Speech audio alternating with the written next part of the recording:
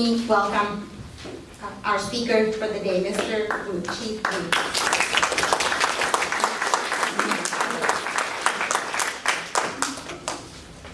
Well, good morning, everyone. Good morning. Well, my name is Tim Vu. I am the Chief of Alhambra Police Department. I'd like to share a little bit about myself, but before I do that, I also want to introduce my sergeant who I brought here with me today, Sergeant Joe Millett. Sergeant Millett is in charge of our traffic bureau as well as our cops office, which handles our SRO, which is the police officers in their schools, as well as our officers that work with the homeless and mentally ill in our community. So he's a busy man, he covers a lot of topics, and there'll be a point in the presentation where I may ask him to come and share some more information as to the programs that we do in the city of Alhambra. Being that this is a San Gabriel Valley Wheelchair Association, and although I'm just from the city of Alhambra, from one corner of the valley, we do meet regularly. I meet with all your chiefs in all your respective areas, so I get to listen to their concerns as well, as we, very much like what you're doing in this room here, share information as to what is going on in our respective communities. A little bit about myself. I recently appointed to the city of Alhambra as the chief for about the past year. Prior to that, I was the deputy chief at Westminster Police Department in the county of Orange, which also has a very large Asian American population near as Little Saigon area. I was there for about approximately 23 years, served in all different capacities. And now I serve as the chief for the city of Alhambra. And I want to share a little bit about our city to you. As some of the realtors came up, I noticed that they did point out some listing in our city in Alhambra, and I recognize some familiar faces here. I would share this though too. As we go through our presentation, or my presentation to you, the theme as far as what we cover are very similar to the themes in Arcadia, Glendale, Burbank, Pasadena. So we share the same challenges as our partners around the valley. The city of Alhambra is about 7.6 square miles. The Alhambra Police Department has approximately 85 sworn police officers. As you know, it's a city population of 90,000, and I would probably say plus, in that community. So we average about a little under one officer for over 1,000 residents in our community. With Part 1 crimes, as realtors, obviously, I recognize that the most important things in the community, especially when it comes to real estate, is public safety in schools. And obviously, your clients are asking about, is this a good place for me to buy and invest? They're typically asking about safety and the school system around there. I think in our city, we have one of the finest school systems in Alhambra, and I think that's what attracts a lot of folks to our city. As far as the Part 1 crime, generally speaking, we've been holding pretty steady in our community. Our challenges is similar to the challenges with other San Gabriel Valley cities, and that is the property crimes. And I'll go into more detail about that. So last year, I looked at our crime rate from 2017 to 2018. Not a whole lot of change year over year. Most of our problems that we have in our community are typically the theft related, mainly from our vehicles. Unfortunately, a lot of our residents, they don't lock their vehicles, they don't hide their valuables, and as a result, we get a lot of car thefts or break-ins into the cars. So theft type crimes are categorized as Part 1 crimes, so they go against the Part 1 crime totals. When you see those publications that puts out America's Safest City or those things, they really look at Part 1 crimes. They use their analysis. How they get that information is this. All the agencies that take crime reports, they collect that data, and every month we send it to the FBI. And what's called Uniform Crime Reporting, which is your UCRs.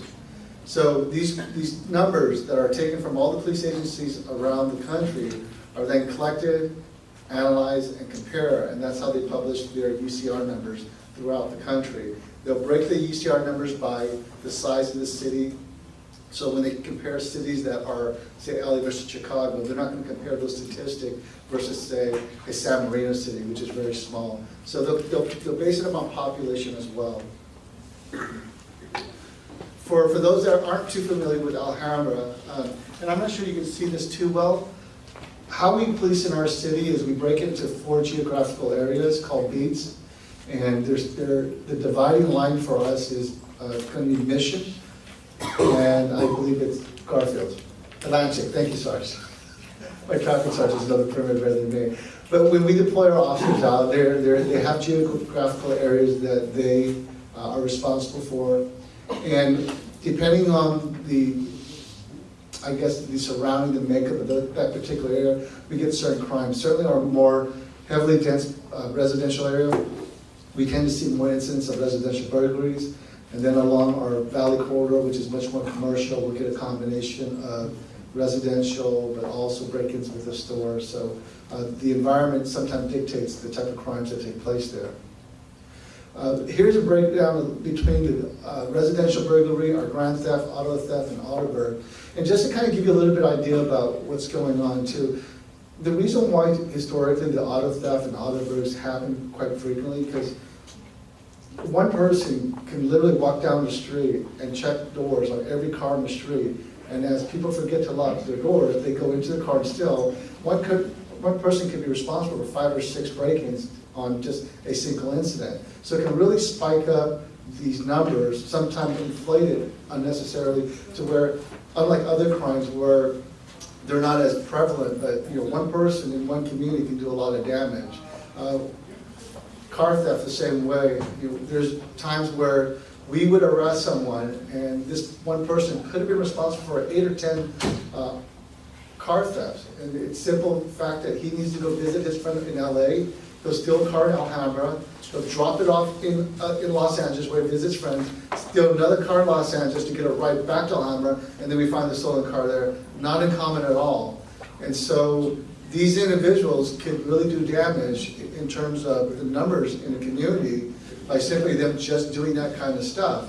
And so typically the cars that they steal, the older cars, they use a shaved key, they come in to the car and they'll just turn the ignition on with a shaved key and off they have a ride. You'd think if they could just ask them for a bus pass that you could solve a lot of these problems, but unfortunately and I'm not trying to trivialize it, but that's how they are. We catch people that do that thing, and it has an impact on our UCR numbers. It has an impact on our crime, and certainly for your line of work, it also impacts when you are looking and you're showing your potential properties, or you're trying to list your property for your clients.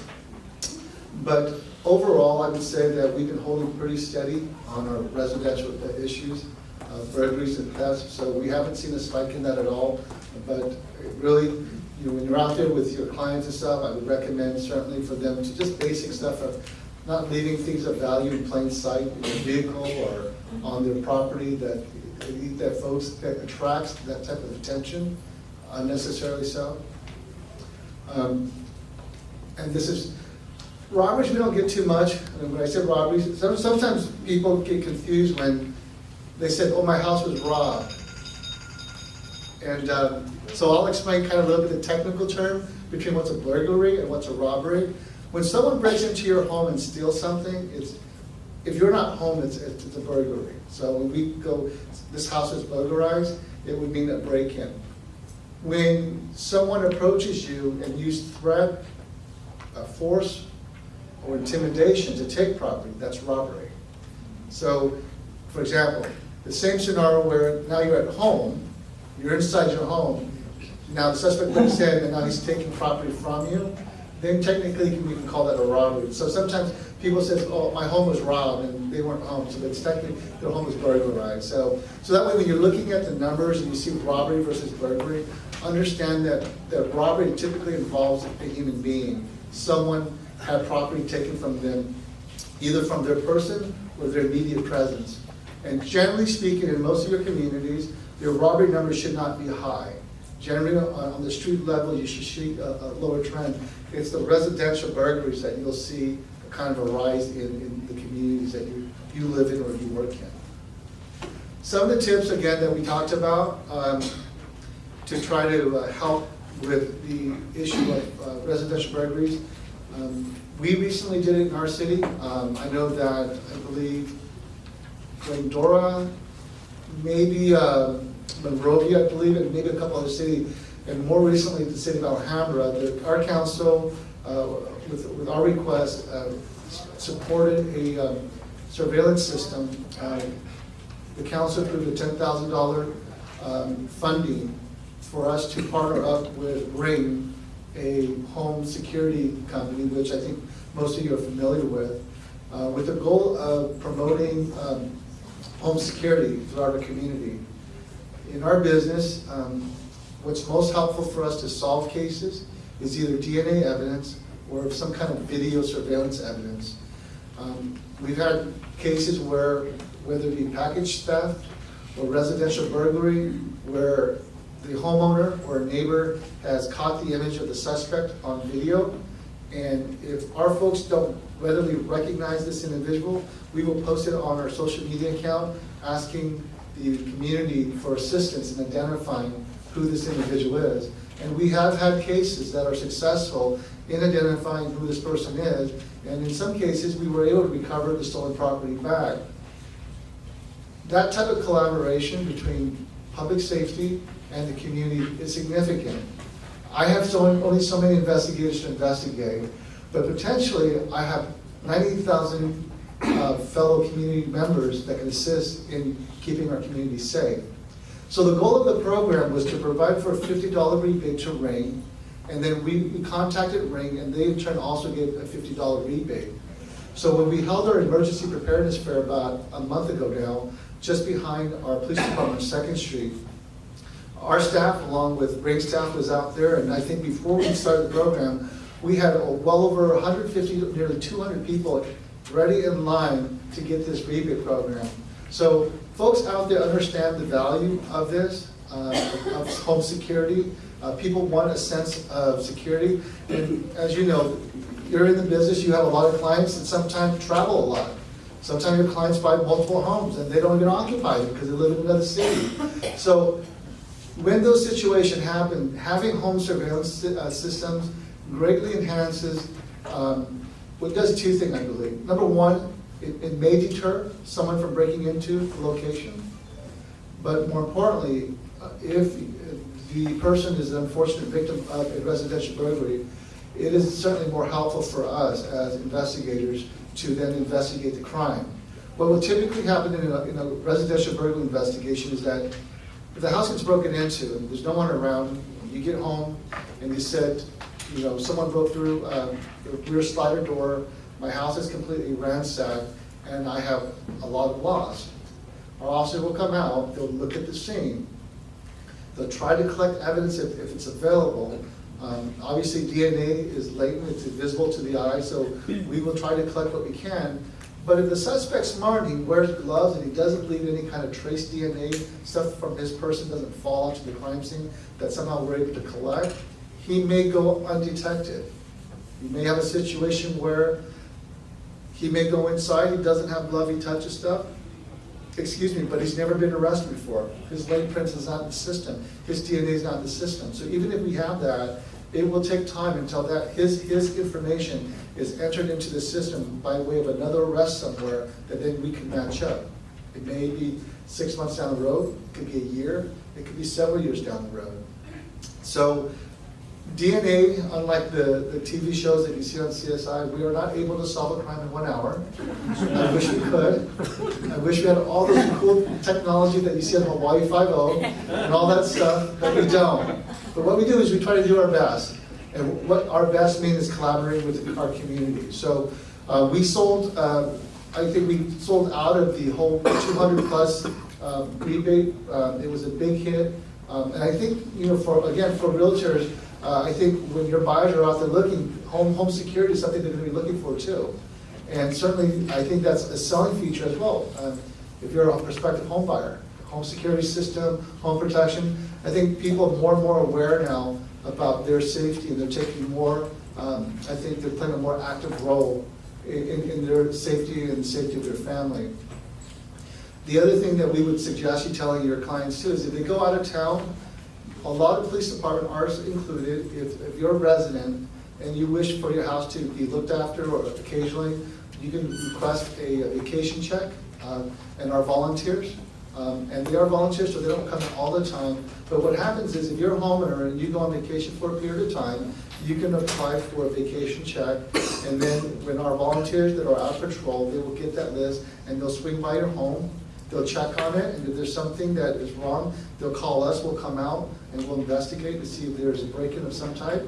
But if there's nothing going on, then it's good. Two things about, vacation and home security. Again, the best deterrent, again, is having your clients and know their neighbors.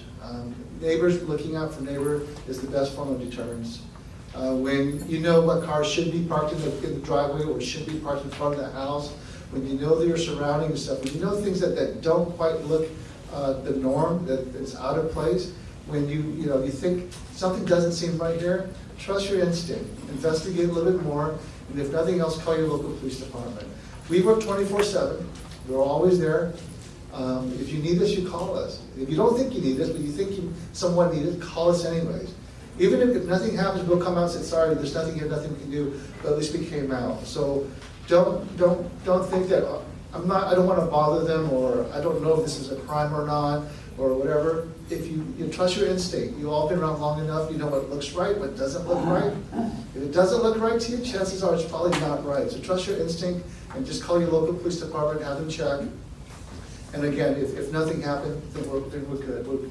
But if not, at least we're alerted sooner, and the chances of us hopefully investigating that crime and trying to find some evidence to secure an arrest is much more, we stand a better chance of that. The longer the time goes between the crime and us investigating, the less likelihood of assault on a case. So I encourage you to report to us.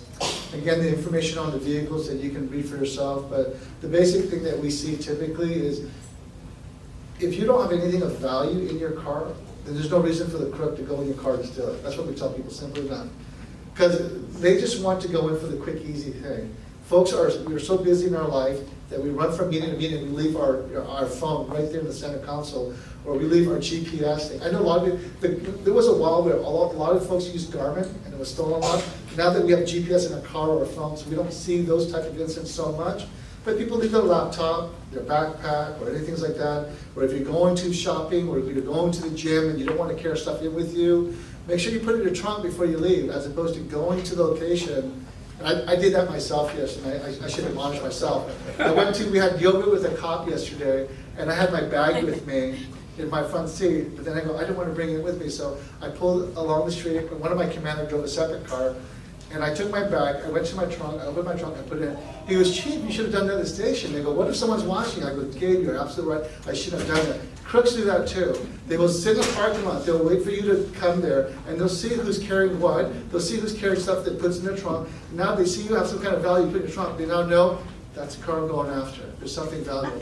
So if you know where you're going to go ahead of time, and you're not going to carry it with you, and you're not going to leave your car, put it in your trunk before you get to the location, because you never know who's watching. These crooks they got teams of guys looking out. They're there, they're watching you, and especially in our Asian community where they know a lot of people like to carry cash or things of value. Tell your folks if they're going to carry it with them and they're not going to keep it on their person, put it in the trunk before they get to the location. That way, again, if the crooks don't think you have anything valuable in the car, they're going to go to the next victim. And it's kind of sad for me to say that, but unfortunately it's better someone else than you, right? That's probably not getting the chief to say, but that's the reality, is that if you as a citizen take a little more effort to protect yourself, to mitigate those factors that kind of make yourself stand out, the likelihood of you being victimized goes down. And that's what we try to encourage people, is just be sensible, take sensible precautions. None of the stuff that I'm talking about right now require any effort on our part, but it just requires us to be a little bit vigilant as to what's going on and what we can best do to protect ourselves and our family.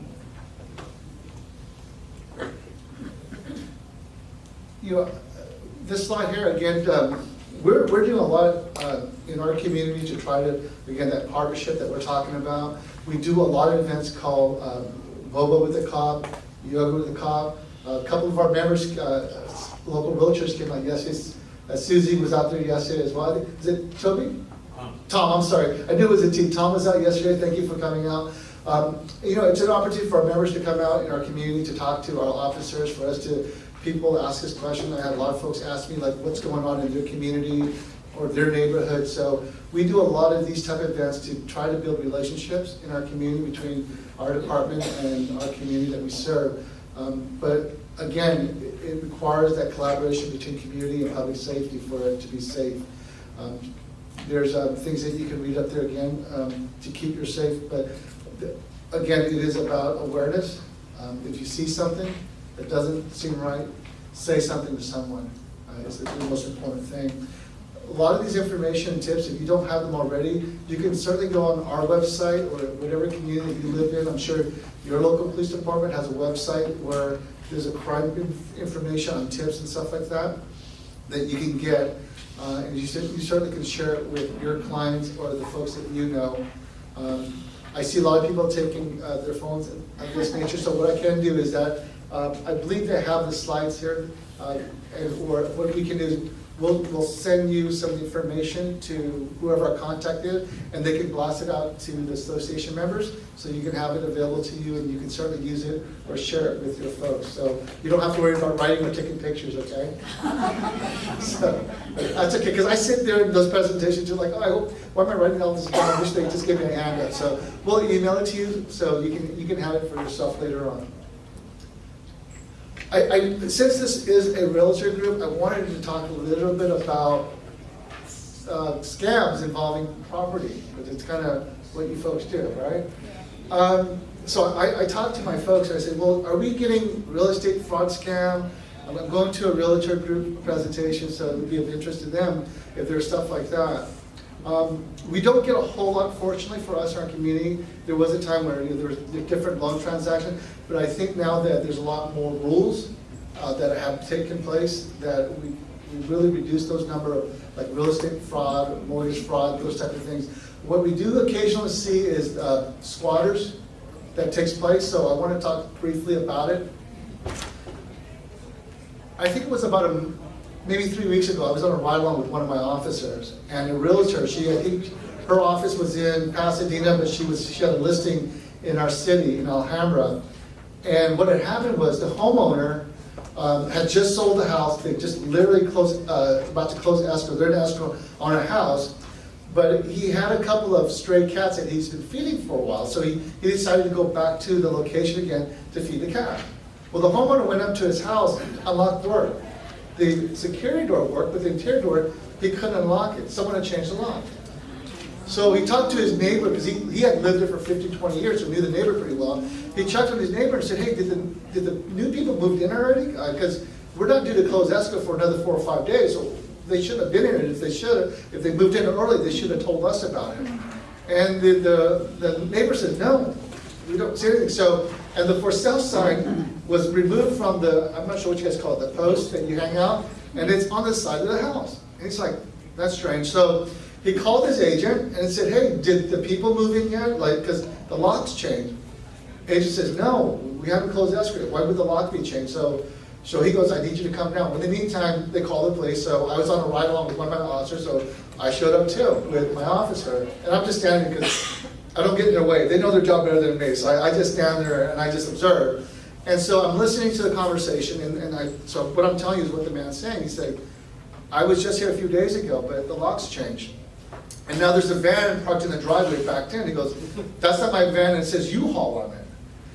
So the realtor finally gets there, and she says, no, we have not closed escrow. I called the other agent. Other agent said, no, my clients, it's not them. They haven't moved in.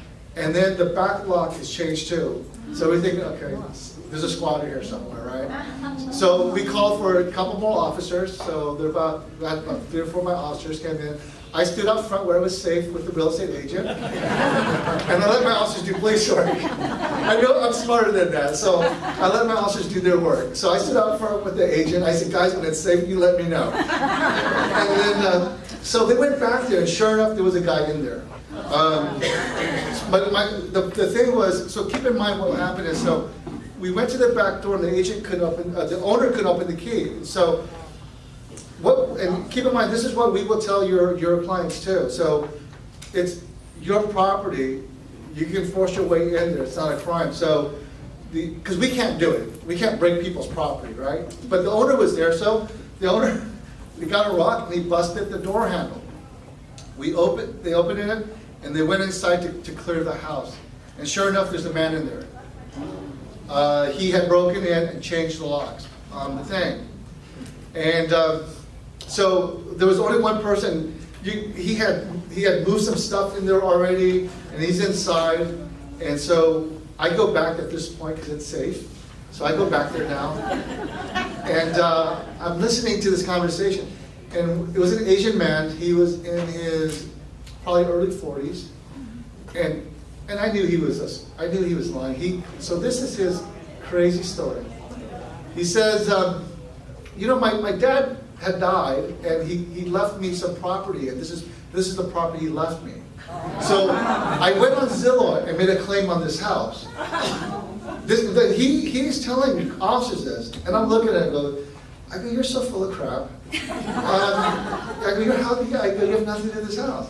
He goes, no sir, my dad said that he owned this property, but he's dead, and I'm here to inherit this house. This owner, now luckily the owner's not back there, because I think if we brought him back and he listened, he would have just he would have flipped. But clearly this man had some, once we started talking a little bit more, you could tell there's some mental challenges, because he claimed he had a PhD, an MBA. And he was a businessman. He was investing, and you clearly could tell he was transient. You could tell that he was transient in that nature. So, long story short, unfortunately, and what typically happens in these cases is that this is a trespass case. Okay. Fortunately for us, he hasn't stayed there long enough to establish residency. The challenge is that when these properties stay vacant long enough, and these people come in and they put the utility bill, they turn the lights on under their name, and they establish residency, then it's an eviction now that you have to go through. And you all know what a pain that is, and that could ruin deals. That would be a nightmare for your clients. So take precautions. Don't leave the house vacant too long. Make sure that you're checking on the property if it's unoccupied. Talk to the neighbors next door. If they see someone that goes onto the property that they know is not the new client, they need to call you or call their homeowner to get us there. Because if not, then you're going to have those problems. And here's what happens a lot of times too. When we get there in that situation, I would tell you 9 times out of 10, the agent, the owner will not want to press charges. And what will end up happening is we will have to let the person go. And sometimes what happens is they go on to the next vacant property on Zillow or Realtor, and then they'll try to squat that as well.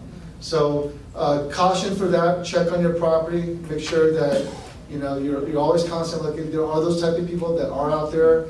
And especially during the spring season when more houses are listed and they're vacant, make sure you're checking on or have your assistant check on your property as often as possible. And hopefully you won't be a victim of one of these type of situations.